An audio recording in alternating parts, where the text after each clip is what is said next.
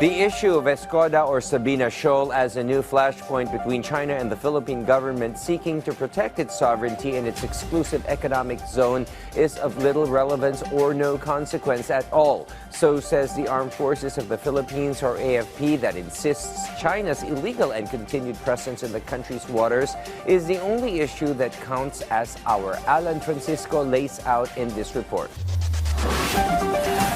One of those options that we are considering, as you all know, in any activities naman in the past, our Department of Foreign Affairs would probably file a diplomatic protest or not verbal, and this is seriously being studied by the Department of Foreign Affairs. That statement was made by Nat'l Maritime Council spokesperson Alexander Lopez regarding the next steps the Philippine government intends to take following the recent Escoda Shoal incident. To recall, 2 Philippine Coast Guard vessels sustained physical damage after being rammed by Chinese vessels. In the statement released by the Nat'l Maritime Council, the details of the incident in Escoda Shoal on August 19 are clearly laid out. They contend the BRP Bagakay and BRP Cape Encanyo were conducting regular and routine logistics patrols in the West Philippine Sea on August 18. However, on the morning of August 19, they were rammed by Chinese Coast Guard vessels, causing damage to the Philippine Coast Guard vessels. The Council stated the incident was an unprofessional and dangerous action by the Chinese Coast Guard and a violation of international law. Therefore, the Philippines urged China to avoid overly aggressive actions and instead comply with international law. These unprofessional and dangerous actions of the Chinese Coast Guard vessels were in violation of international law, including UNCLOS and the 1972 Convention on the International Regulations for Preventing Collisions at Sea, all called regs.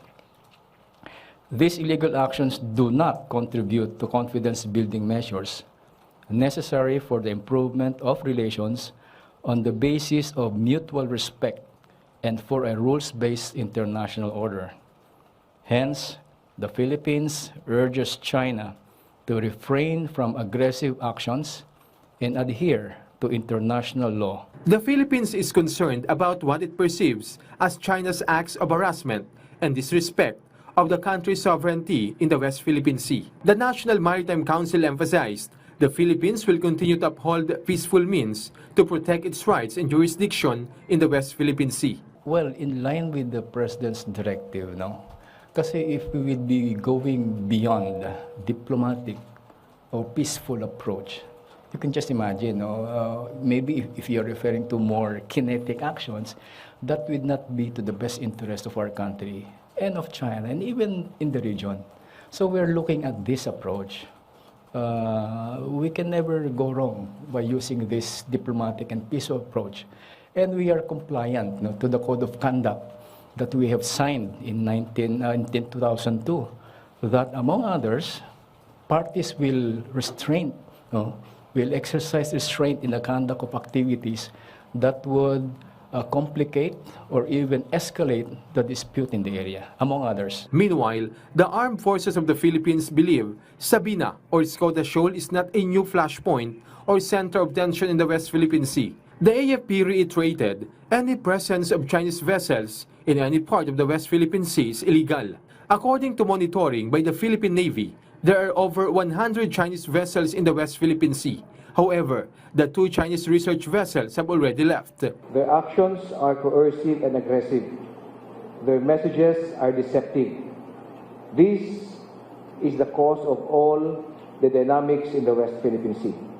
Sabina is not a flashpoint, it is the ICAT activities, presence, and messages of the agents of the Chinese Communist Party.